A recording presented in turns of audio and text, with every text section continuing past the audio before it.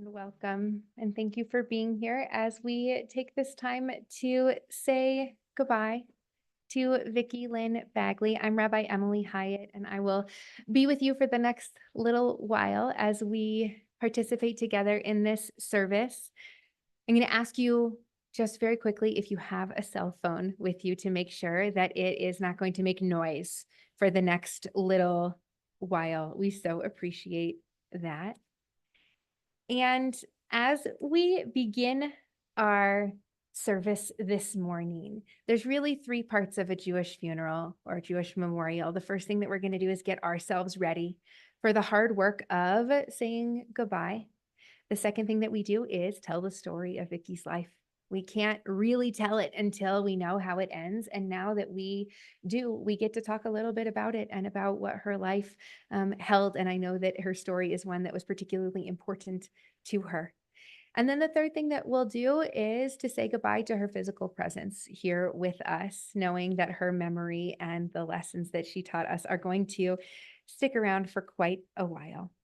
So I'm going to start with a poem. And this is a poem that just helps us to think about the big picture. Birth is a beginning, and death is a destination, and life is a journey. From childhood to maturity and youth to age, from innocence to awareness and ignorance to knowing, from foolishness to discretion, and then perhaps to wisdom, from weakness to strength or strength to weakness, and often back again. From health to sickness and back, we pray to health again. From offense to forgiveness, from loneliness to love, from joy to gratitude and pain to compassion, from grief to understanding, from fear to faith, from defeat to defeat to defeat, until looking backward or ahead, we see that victory lies not at some high place along the way, but in having made that journey stage by stage, a sacred pilgrimage. Birth is a beginning and death a destination, and life is a journey, a sacred pilgrimage to life everlasting. And I want to share with you one of our more traditional Psalms, comes from the book of Psalms. And well, I know that a lot of the people in this room have different traditions or backgrounds. There's a line in this Psalm that we tend to know regardless. And that line goes, "As I walk through the valley of the shadow of death, I shall fear no evil, for you are with me." And it shows up a lot even in pop culture, that line. It sticks with us. And there's a lot of different ideas about what this particular line means, but some of the rabbis teach that maybe we didn't understand this line the way that we were meant to when we first started to read it. Because as I walk through the valley of the shadow of death, and the first thing, I don't know about you, the first thing that I think is it's talking about the person who has died, right? You die, and so you go to this valley of the shadow of death. And one of my teachers taught me that perhaps actually that's not the way that we have to read it every time. We could read it that we're the ones who are walking through that valley, those who are left behind. And when we lose someone we love, we walk through a valley, which is lower, right? And we feel great shadow, which means that it's not quite as bright and light and warm as it might usually be. That's what it feels like when we lose someone. It feels sad and it feels low, feels a little colder than normal. And so perhaps that's us today in that valley of the shadow. But one of the cool things about shadows is that you only have a shadow if there's light. If it's actually dark outside, there's no shadows. You have shadows only when there's light, but the light's a little hard to see because something's blocking it. And so our job today is both to know that it's okay to be in the valley and to feel sad and to know that the world is missing someone important, and to know that we're in shadow because of her great light. And we will find it and see it and lift it up, and it will bring us great strength even as we move forward without her in our everyday lives. This is Psalm 23. I'm going to read it in Hebrew and then I'll translate it. Mizmor leDavid, Adonai ro'i lo echsar, bino deshayar bitzeni. Al me menuhod yana haleni nafshi yashovev.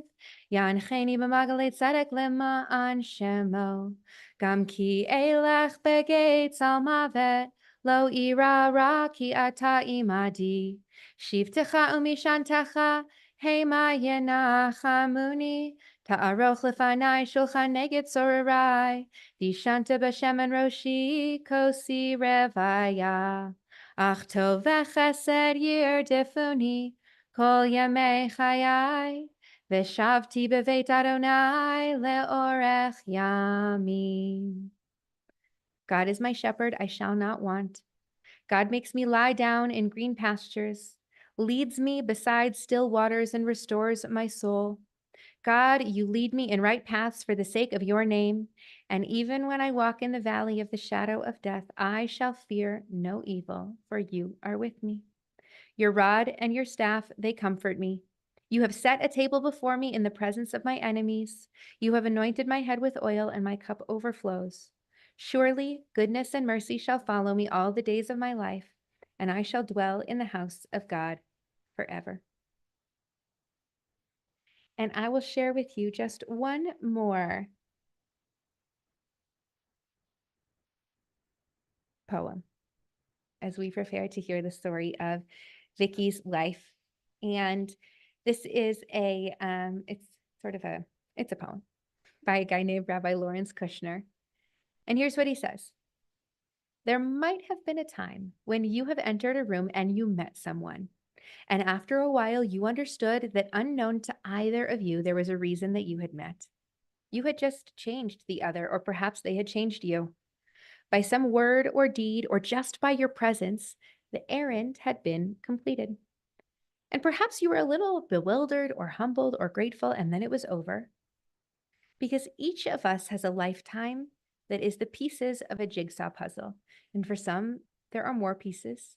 For others, the puzzle is more difficult to assemble. Some of us seem to be born with a nearly completed puzzle. And so it goes. Our souls are going this way and that way, trying to assemble all the very many parts. But here's the important thing to know. No one has within themselves all of the pieces of their own puzzle. Like before the days when they used to seal jigsaw puzzles in cellophane, that ensuring that all of the pieces were there, we don't start with all of our pieces. Everyone carries within them at least one and probably many pieces of someone else's puzzle. And sometimes we know it and sometimes we don't. And when we present our piece, which is totally worthless to us, to another, whether we know it or not, whether they know it or not, we are a messenger from on high. And so part of our job today, in thinking now and in understanding now the pieces of the puzzle that made up Vicky's life, is that maybe we gave her a piece of her puzzle. Maybe we were a piece of her puzzle, and maybe she gave us one. And as we hear this story and as we think of the ways in which we knew her or we know her family, we get to think about what we have learned and what puzzle piece we are taking from her, because we'll take it with us. Those puzzle pieces, once we get them, they're ours. So with that, it is my pleasure to ask Nicole to come and share these words.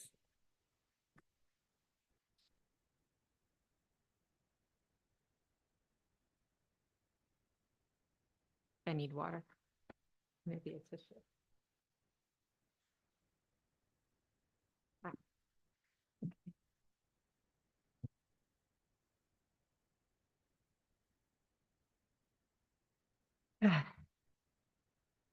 Thank you all for coming here today.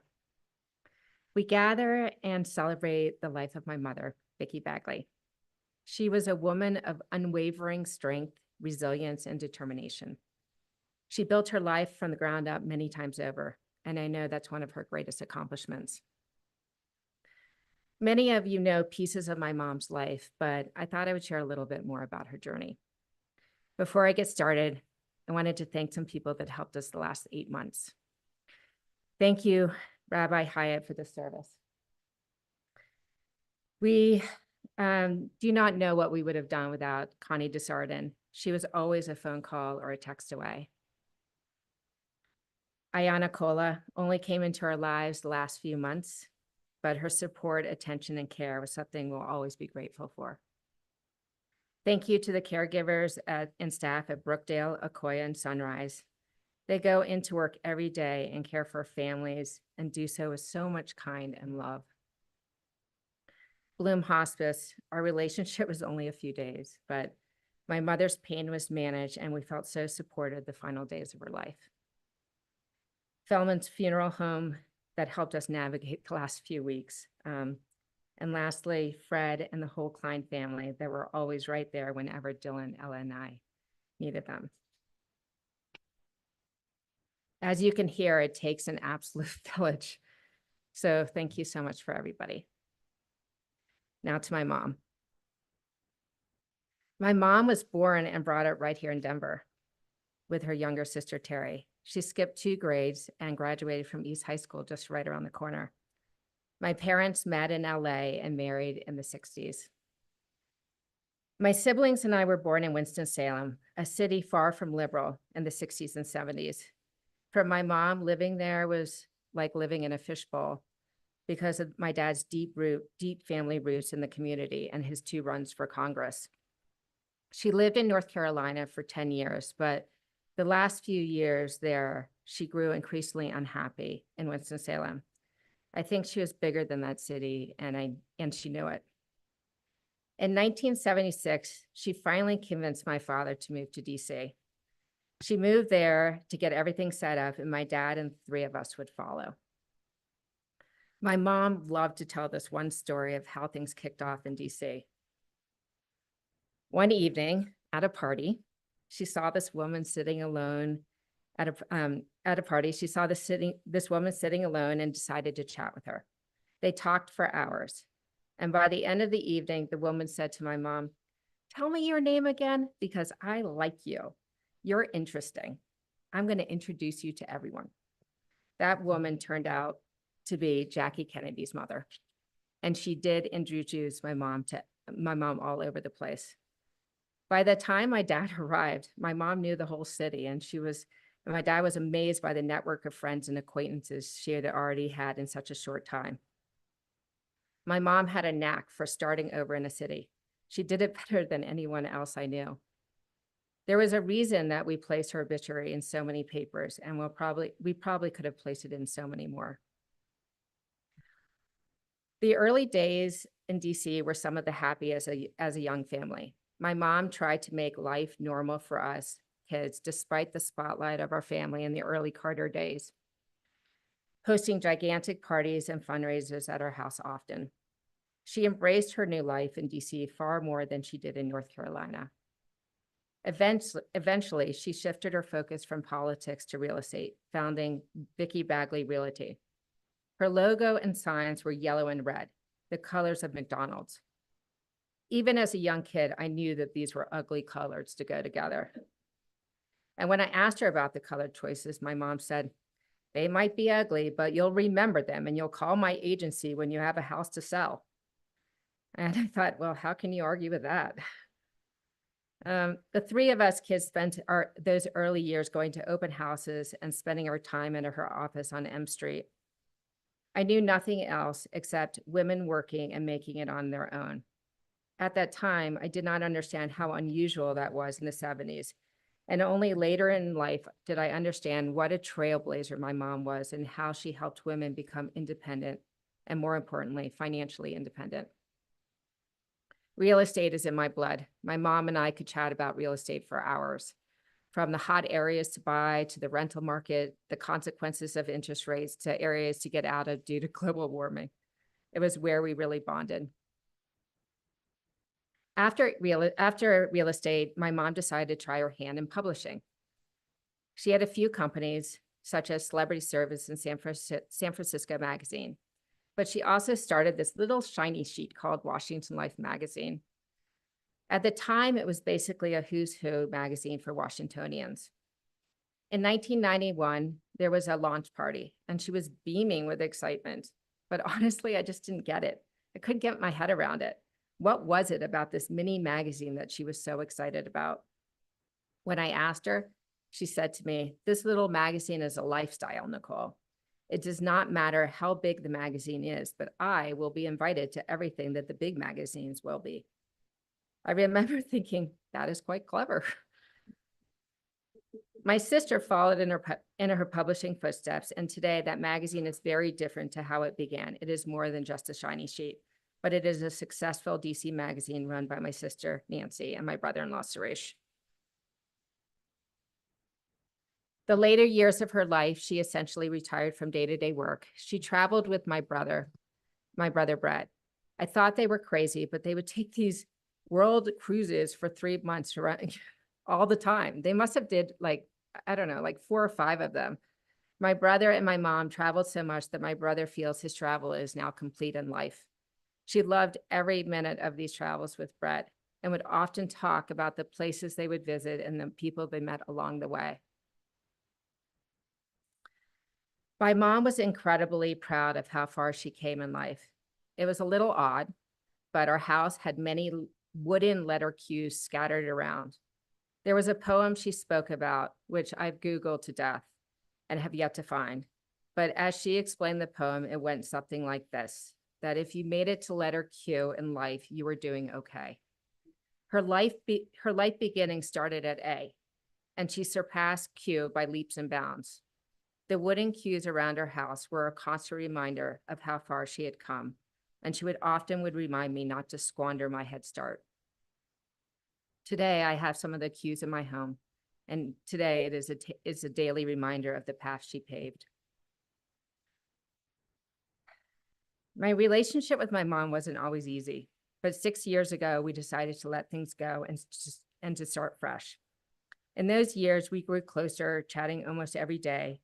We reminisced about Winston-Salem, the early days in DC, real estate, of course, stocks, her travels with Brett, and my life in Denver. Brett and my mom moved to Denver at the end of last year, which was a blessing for Dylan, Ella, Fred, and I. We had a lot of time to be with her in person. Her time in Denver started off memorable with a Thanksgiving.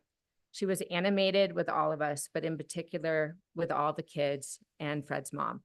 It was a good day for all of us, beginning a new chapter here, filled with visits, conversations, dinners, and of course about food and what she wanted to have for her next meal. I really hope, wherever she is right now, that she has an endless supply of Diet Coke, fried chicken, ribs, and bagels. Listen, my mom was tough, in my opinion, too tough at times, but she taught me invaluable lessons. Her legacy of strength, determination, and love will live on within us. Thank you, Mom, for everything, for every conversation, every piece of advice, every moment shared. We will carry your spirit with us, and the letter Q will forever remind us of your incredible journey.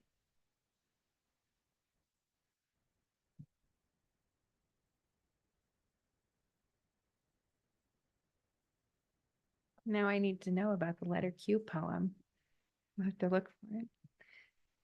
Thank you for those beautiful words and for that story. I hope that in there somewhere is a piece of the puzzle that you have found or are taking.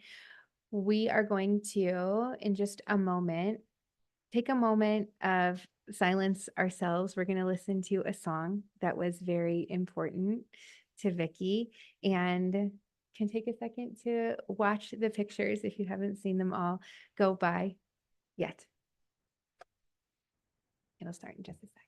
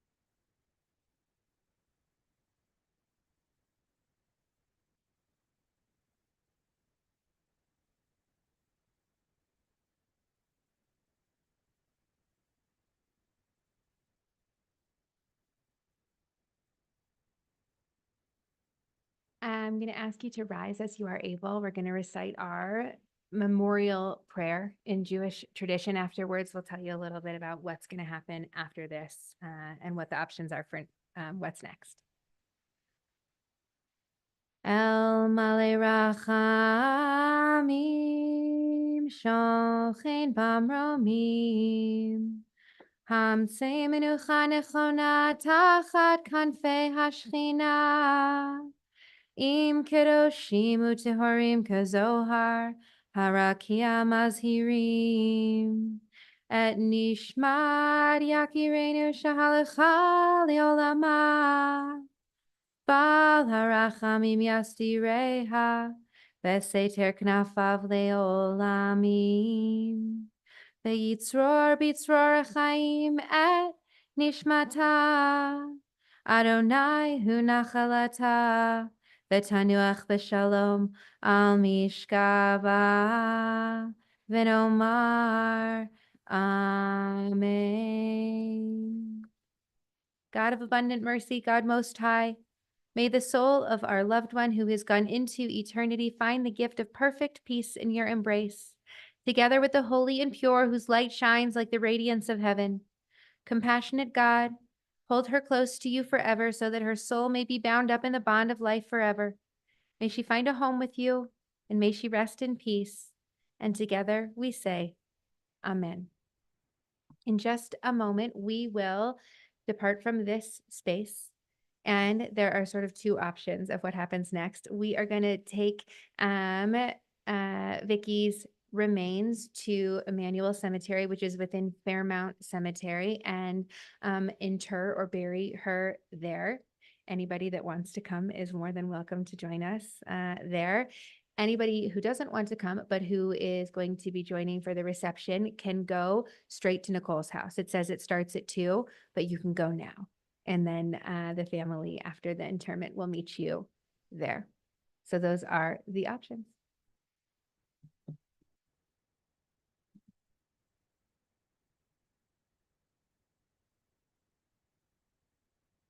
Okay, thank you, Rabbi, so much.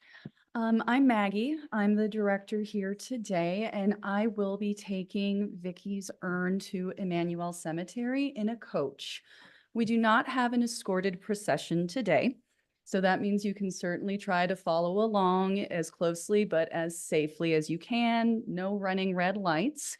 If not, there's actually instructions in that little pamphlet that we handed out on how to get there. So you can just plug it into your GPS and meet us there. So you're going to enter through Fairmount Cemetery proper and then turn right, basically at the little Ivy Chapel. And then you will be entering the Emmanuel section. Look for a tent and chairs. It's going to be on the right-hand side. And once again, I'll be going in a coach. So worst comes to worst, just look around for one of those and you know you're in the right spot. And of course, once again, if you prefer to go to Nicole's house instead, you are perfectly welcome to. No pressure. Okay, we'll get gathered up and head on out. Feel free to use the restroom for now if you need to. What section are we going to?